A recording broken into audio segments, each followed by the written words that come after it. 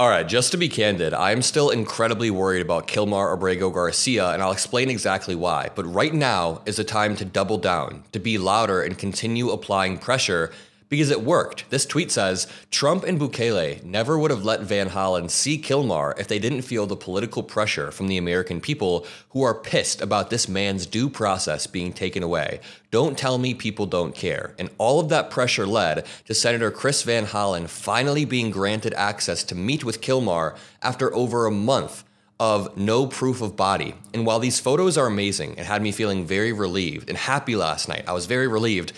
There's still an eerie feeling I get from this whole trip, from the response coming from MAGA and what's going to happen over the next few days to months. I think that there's still a lot we need to talk about and continue applying pressure. So if you want to help me double down and boost this message, make sure you drop a like and subscribe below. But let's start here. Senator Chris Van Hollen said, I said my main goal of this trip was to meet with Kilmar. Tonight, I had that chance. I have called his wife, Jennifer, to pass along his message of love. I look forward to providing a full update upon my return. And I'll tell you what I found especially eerie about these photos. But first, even when Van Hollen landed, I kind of got the vibes of when Congressman Leo Ryan visited Jonestown decades back. And I didn't expect it to be this crazy whatsoever. But I still got this eerie vibe, and if you didn't know, Congressman Leo Ryan was gunned down while boarding a plane leaving Jonestown on the Strip, so that is not what I was expecting, but I got similar eerie vibes. Then these photos came out, and yes, I was relieved, but I still got similar eerie vibes, and I can explain exactly why. Let's just start with this White House photo that I found so incredibly disgusting. On the left, it shows a grieving mother.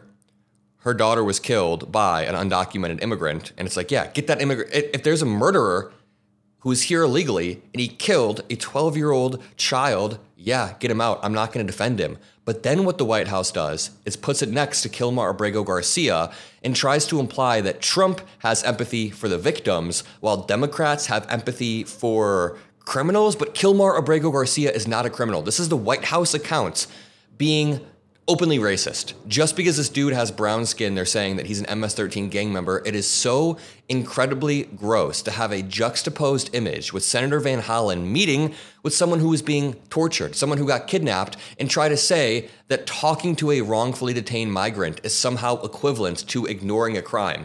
That's what he's trying to say right there, by the way. It only makes sense. This only makes sense if you view migrants as subhuman. This only makes sense if you believe that brown people don't deserve due process and that some people are beyond dignity. You guys get the implications they're drawing right there. They're trying to imply that Senator Chris Van Hollen somehow doesn't have empathy for victims, or it's all disgusting, a disgusting distortion of events.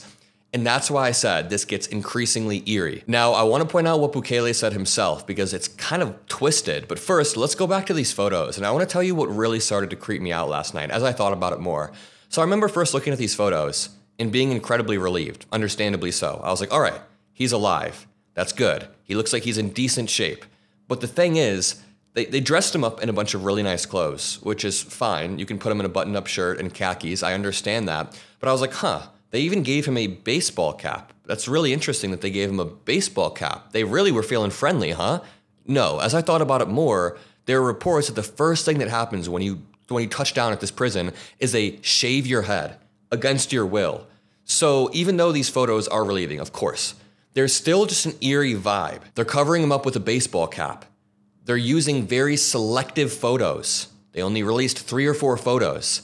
I'm assuming Senator Chris Van Hollen is going to go into detail about what it was like. Were the conversations monitored? Was there security around there? Also, this begs the question, if El Salvador and the Trump admin really think Abrego Garcia is a prominent MS-13 gang member, which he is not, why would they let this guy walk free? This undermines their entire argument. But again, their argument was never strong in the first place. They admitted themselves they illegally deported this man. But I mean, going back to the White House and the MAGA reaction to this is so incredibly gross. Just to be clear one more time, the tragedy that the woman experienced on the left has nothing to do with Kilmar Abrego Garcia. He's not connected to that crime at all. He has no record. He has 0 charges. He has a court order saying he shouldn't be deported. He has a court order saying that he likely isn't a threat to this country. So I swear to you, the Trump admin is trying to play a slippery game here where they try to equate this mother's daughter who just got murdered to Kilmar Abrego Garcia. It is a sick and twisted game.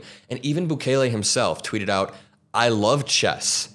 This one I found incredibly disgusting. So as Kilmar Abrego Garcia was being walked back to Sikot, a prison that is known for only having one way out, and that one way out is death. So Bukele, for his part, decided to tweet and revel in this. He tweeted out, quote, "I love chess," which is incredibly annoying and Trumpian. He's acting as if this entire process, deporting a man against the law, ripping away from his family, holding him there, shaving his head, then parading him out for a photo op, was all some strategic geopolitical game. This isn't chess. He wasn't playing chess. He's doing the Trump thing where he throws darts at a wall and then afterwards draws the targets and act like they hit the target. It's like playing a chess game where the board is littered with the lives of people who were never even supposed to be pawns in the first place. And then he continues. He says, now that he's been confirmed healthy, he gets the honor of staying in El Salvador's custody. Again, do not fall for this whatsoever. The fact that MAGA supporters are even cheering this on is cruel and should be an escalation. How do I explain this? Last night, when these photos came out, a lot of people were treating it like the win, like it's over. We got the photos, he's alive, we're relieved.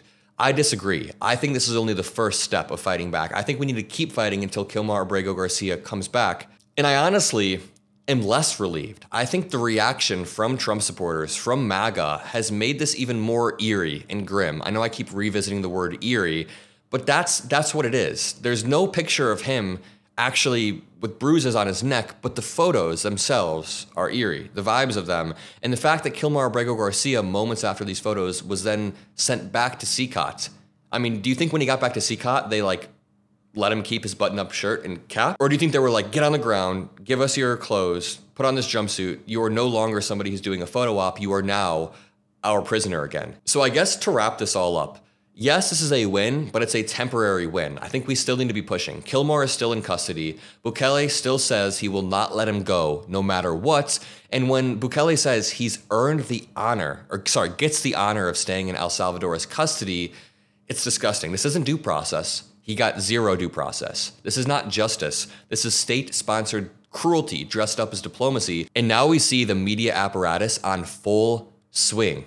So what's happening here is the full machinery of authoritarianism. The Trump admin, Caroline Leavitt, all of the MAGA media pundits, propaganda images like these right here. And then Bukele comes out and says more. The message is very, very simple. We'll do what we want to whoever we want. The courts can't stop us. If you object, we'll smear you as weak, disloyal, or say that you're pro-criminal. So if you're still wondering how authoritarianism rises in developed countries, this is how. With well-lit photos, carefully worded captions that appeal to the dumbest minority, or maybe the dumbest part of the population. And the MAGA reaction just made it worse. I mean, I'm gonna end it off with this. Michael Knowles had a very disgusting tweet. So 2 days ago, he said, Senator Chris Van Hollen's heart wants what his heart wants. And this is a fake photo.